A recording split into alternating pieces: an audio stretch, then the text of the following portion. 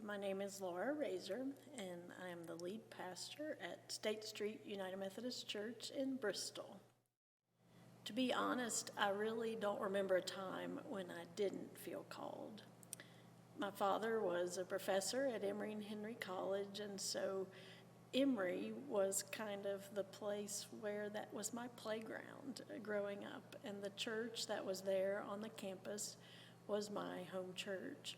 And so much of my daily life was spent on that campus and spent at that church that it was just ingrained in me, this relationship with God that was formed there.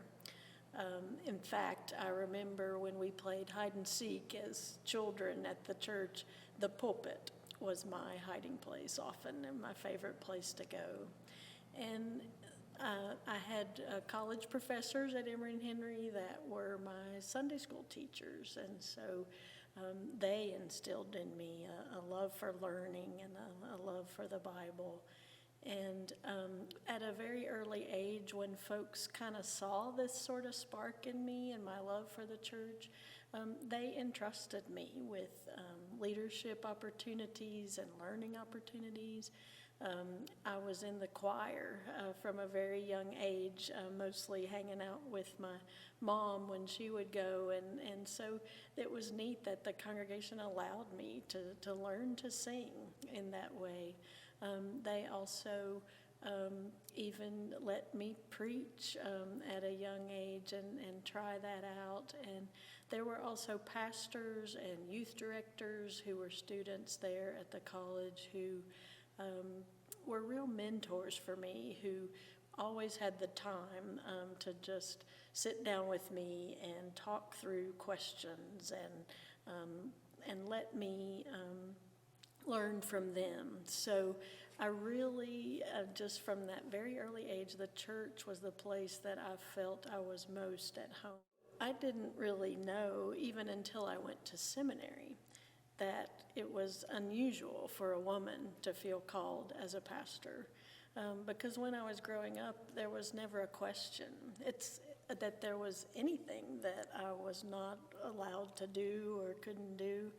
And so even though I really only had one pastor that was a female growing up, it just never crossed my mind that it was anything unusual until I went to seminary and encountered some folks who thought that maybe women shouldn't have that call. As I continued to grow up in this call, I knew even when I went to college that I was planning to go to seminary. And so, but I went to a secular college. It's Bowdoin College, that's in Brunswick, Maine, and I was wanting an adventure, and we had a colleague in the math department that my father was friends with there, and so I went off to Bowdoin, and it was really interesting as I was exploring my call there, because many of my friends and folks that I was around, they had no concept of what it meant to be a pastor.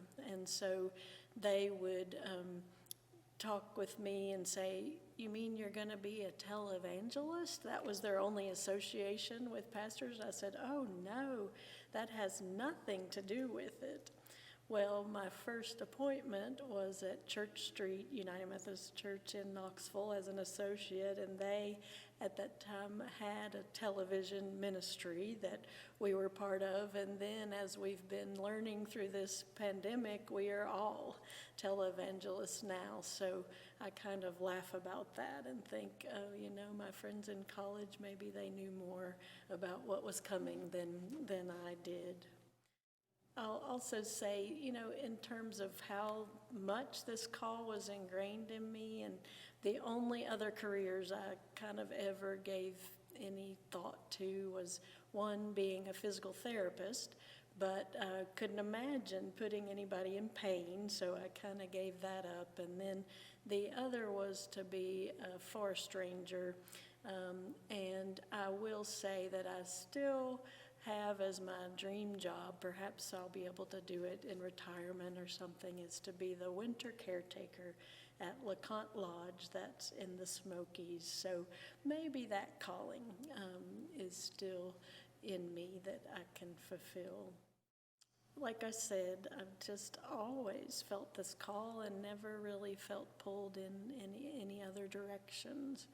And I will say there have been some experiences in life that have really shaped how I have followed that call. When I was in seminary, I participated in the Graduate School of Ecumenical Studies that was in Switzerland, and there were 51 of us from 32 different countries and 15 different Christian denominations, and we studied and lived together in a Swiss chateau for 4.5 months, and just the diversity of that community, the challenges of living in an international community, greatly shaped who I am as a pastor and my appreciation for the blessings of diversity, but also the challenges of learning to live together when we are so different. The other part of my experiences that has shaped my call, I would say, is a year I spent after seminary doing a year-long clinical pastoral education program at Grady Memorial Hospital in Atlanta. I went to seminary at Candler. And so I was a chaplain at Grady Hospital for a year. And at that time, I was assigned to work with people with HIV and AIDS, and that was in the early 90s. And so that was still when AIDS was pretty much a death sentence. Pretty much everyone who was diagnosed was dying within 6 months. And so that experience of walking with people as they were facing death, especially young people, was incredibly instrumental in my own approach to pastoral care, in even the blessings that can be found when you're walking with people through what could be seen as the most horrible time in their life. So that blessing of journeying with people, even in what could be considered the worst times of their life, but finding blessing and grace and life even in those challenges.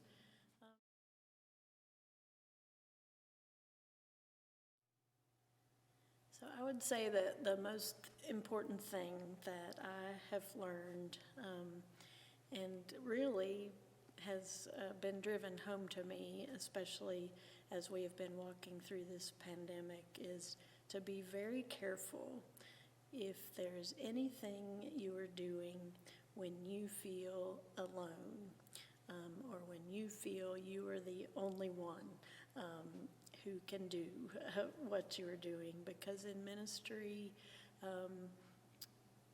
first of all, we always need to remember that we walk with God, and so nurturing and maintaining that relationship with God is key. Making time to be with God in whatever way makes sense to you, whether for me it's a daily prayer ritual, it's being outside in nature and connecting with God that way. So to remind yourself you're not alone by being with God and being intentional about that. And also being intentional in ministry about not trying to be a lone ranger, not taking all the responsibility on yourself, because it is very easy in ministry to try to do everything, and there will be folks who want you to do everything, but it will rob you of your joy really quickly if you do try to be all things to all people or try to do things alone. And so especially during this pandemic time, that lesson has been ingrained in me, that it's important that I see myself in partnership with colleagues in ministry, but also with folks in the congregation, that the most effective ministries are going to be the ones that we do together.